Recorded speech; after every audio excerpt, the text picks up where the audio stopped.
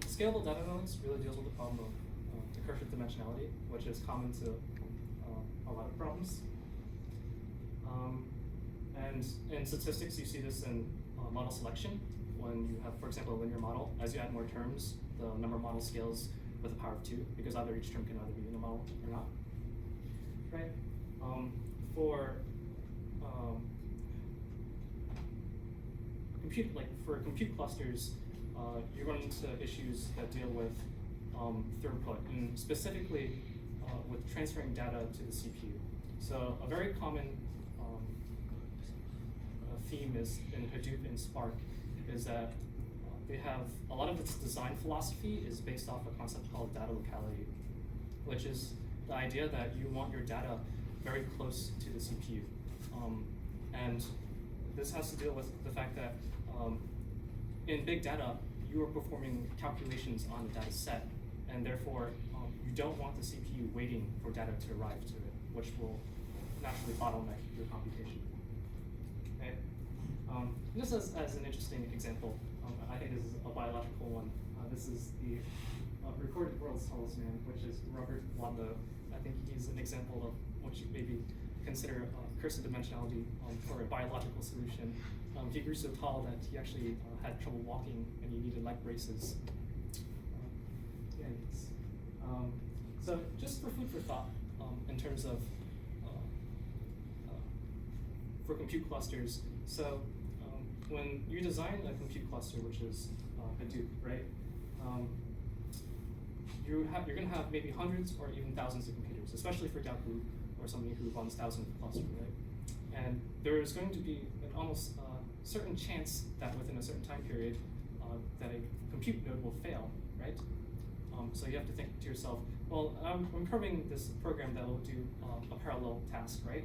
What happens if one of my nodes fails, right? That work is lost. Should I pause the entire workflow? How do I recover the lost work due to a failure or a node failure, right? And how do we distribute data in a setting such as like maybe the World Wide Web if you're web crawling it, right? You have unique aspects of it where data, so you might say, well, to distribute the data file, maybe we'll just like replicate it, right? And you have like file 1 replicated in hard drive 1, and maybe you replicate it again in some other hard drives. Well, it actually turns out this is not really a great strategy because a file size varies significantly. So maybe one file size might be 1 kilobyte and another one might be 1 gigabyte. So you don't want to have this unevenness in replication size, right? And how should work be allocated in a distributed system, right?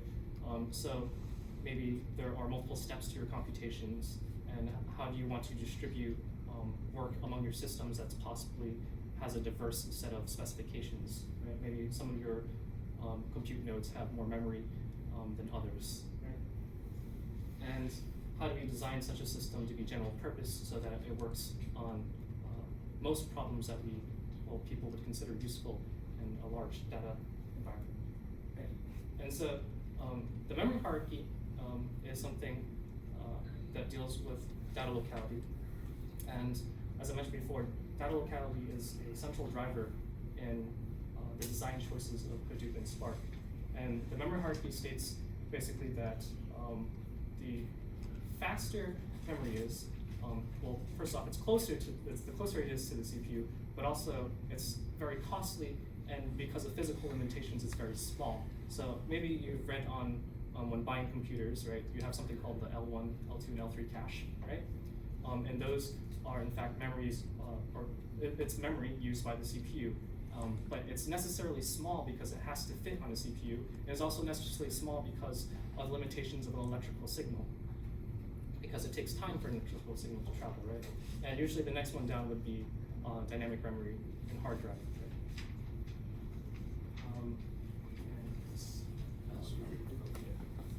So first thing first, what is Hadoop? I think most of you are taking that class in Tuesday, you already know, but for those who don't know, it's developed by Google, and it's first developed by Don Cutting and Mike Cafarella, and it has it's based the base framework is based on 3 layers. One is the Hadoop Commons, one is Hadoop distributed file system, and the other one is a processor, which is called a MapReducer. And it's also Hadoop is part of the Apache Software Foundation, which supports development of open source software projects. How it works is basically or divide and conquer methods. It works by splitting a large file into blocks, which will then distribute it across nodes into cluster and then to be processed. So the main components, one is a Hadoop common, it's a set of libraries and utilities for those other modules that you might need in HDFS and also the MapReducer. And HDFS is basically the distribution system that stores data on commodity machines which you can expand, I think vertically, horizontally. And MapReducer is a large scale data processor. So the first layer, the HDFS, like what I said, it will split data into blocks, and the block is usually 64 megabytes, and optimized for throughput over latency, and also it's optimized for workload that will read many and write once. This is important. And also for safety concern and security concern, it will replicate blocks, which store, I think it's a file, the file content in those blocks on multiple nodes to handle disk failure just in case. So the processor, concepts of functional programming languages we support mainly Java and Python, and divide and conquer, like I said, breaks problem into multiple subtasks. And data locality, each map task operates on a discrete portion of the overall data set. So this is just a simple word count, the word count example. You can see the mapper using Python. You can see the map, which is called string key, string value, and then the reducer will process data and then go back to map, and then just transfer the data to map, and then we will map it. So this is how to architecture.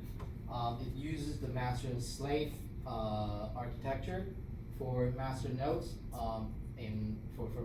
For the map reducer for the processor layer, it uses a job tracker, and for HDFS, it's called name node. And when it goes to slave nodes, there's the task tracker is the slave node for processor, and for data storage, the slave node is called data node.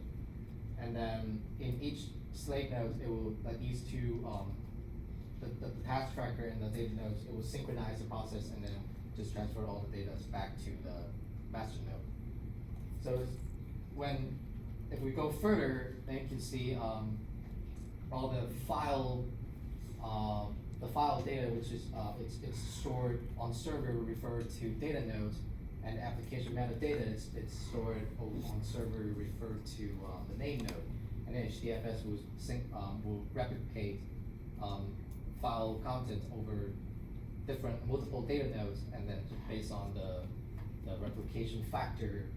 So in case when there's a disk failure, you can still have to keep track of the file. And Hive, this is usually a tool that people usually use it to compare to Hadoop.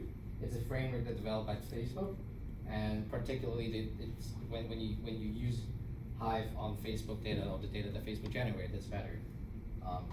Also, Hive is not built for complex machine learning algorithm. So when you put them in the comparison, and you can see Hadoop is developed by Google, obviously, and Hive is Facebook.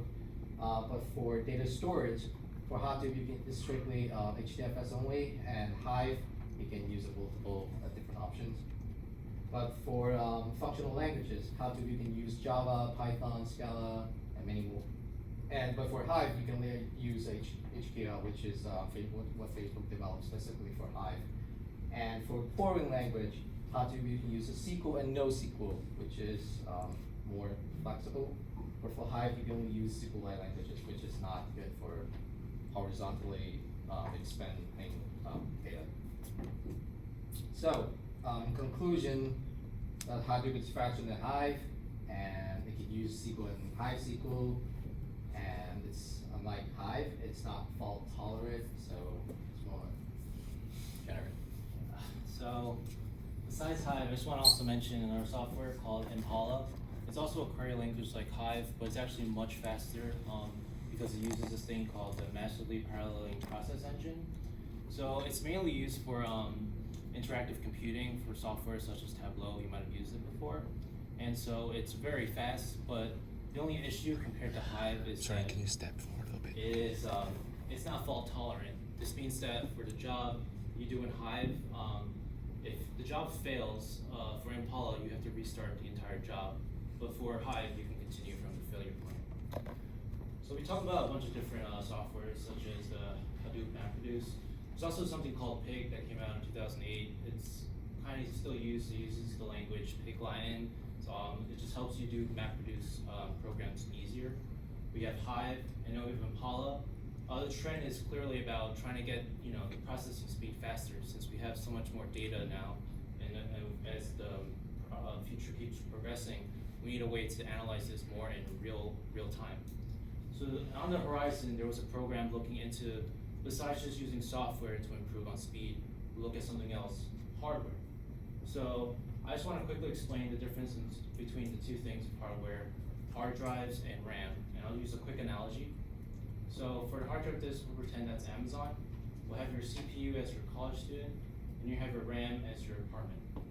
So let's say you're getting home at your apartment, and you're watching TV, and then you need to use the bathroom. And then a few moments later, you realize you got toilet paper. So what are you gonna do? So if you had in your apartment, if you had your toilet paper, well, you'll be happy because you can get it real quick. But let's say you didn't have toilet paper. Well, you just order it from Amazon. You could either use from Amazon free shipping. I mean, that's going to take 5 to 7 days. So you could pay a little extra, $120 a year, to get Amazon Prime, and you get it in 2 days. And so the point of this is that the flow of toilet paper in this situation is the exact same way that data flows in your computer. So in a computer, when you're doing your analysis, your CPU is what does the analysis. It needs the data. So first it goes to the hard drive, where it copies it into your RAM, or your random access memory.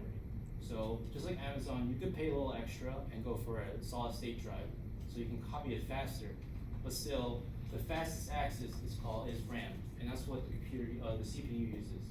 So once the data is allocated in RAM, it then does all the processes. So in a MapReduce case, these nodes are all hard drives. So how it works is that you copy the data into your program, it runs it, and it copies it back. So this flow of copying it forward and copying it back is actually the bottleneck of MapReduce, because of your hard drive speeds. They're clearly not as fast as, say, RAM. And since you have possibly hundreds or thousands of nodes, this is going to take quite a while. So instead, what was considered is something called in-memory programming. So instead, we'll just take all of the nodes, all the data from the nodes, we'll copy it into your RAM, and then you have a program that can just do its calculations back and forth from there. And that program is Spark. And I'll have Kevin explain more about Spark now.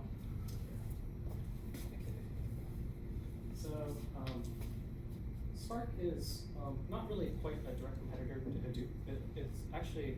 It works on a lot of the Hadoop ecosystem, but it's more of a direct competitor to the MapReduce compute engine, per se, as to Hadoop itself, right?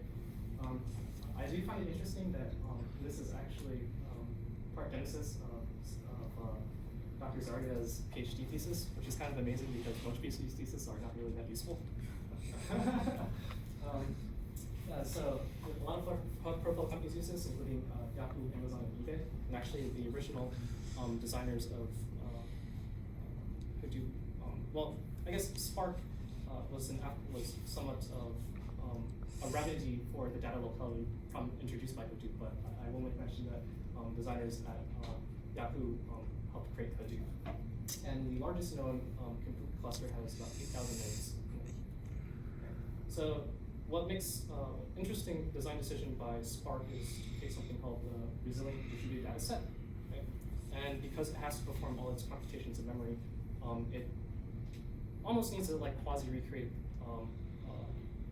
a distributed file system because it doesn't want to read from the hard disk per se. So you might be wondering why you would need to. So Spark runs in conjunction with the Hadoop distributed file system often, right? And you might be wondering why you would need to have another file redundancy on top of the Hadoops, and it's because the Hadoop distributed file system works on a hard drive, where the Spark works in RAM So you need to, in essence, recreate a system for in-memory programming, so to speak. Right?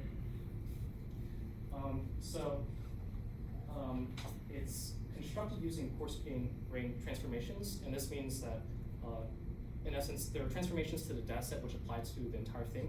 So if you were to change one row, that wouldn't be considered coarse-grained, but like a join or any other application to the entire data set would be considered it. And this is because it creates something called a lineage, right?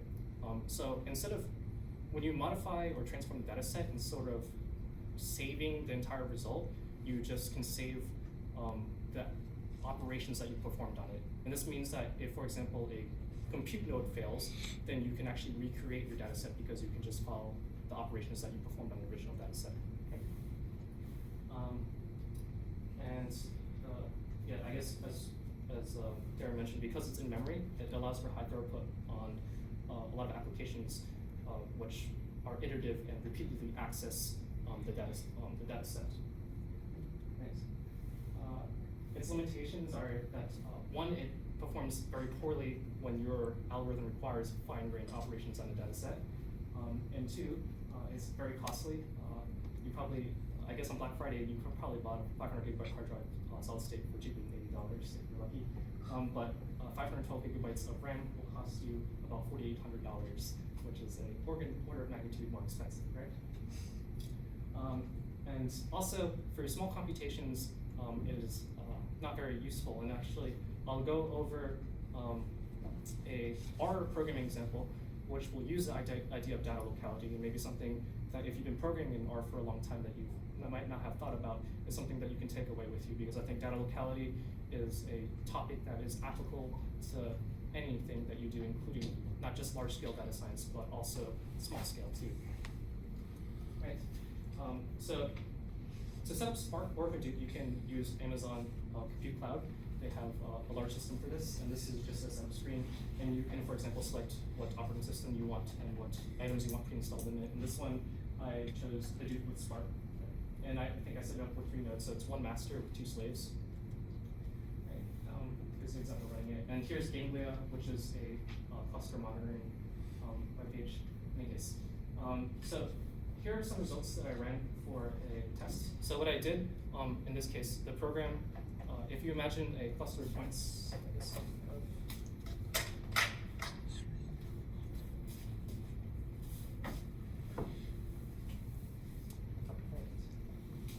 so if you have here's the X and the Y, and you have a bunch of points here. Right. The goal is to find the 2 points which are largest apart from each other. So a very parallelizable and easy algorithm for this is you calculate the pairwise distances between every single point. This has efficiency of O(n) squared. There actually exists an algorithm that's n log n that involves finding the diameter of the convex hull, but it's not as easily parallelizable.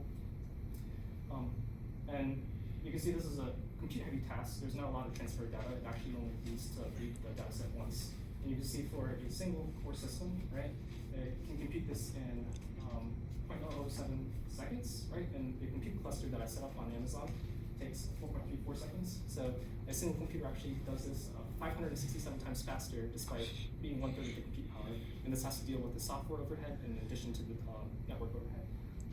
And you can see as I increase the number of observations all the way up to 10,000, right? The compute time, the overhead, I guess the time spent computing starts to chomp away compared to the time spent sending data over the network. And at the end at 10,000, it takes 185 seconds for the 3 nodes, and 7.47 seconds for the single, and that ends up being about 25 times faster. Anyway, so I have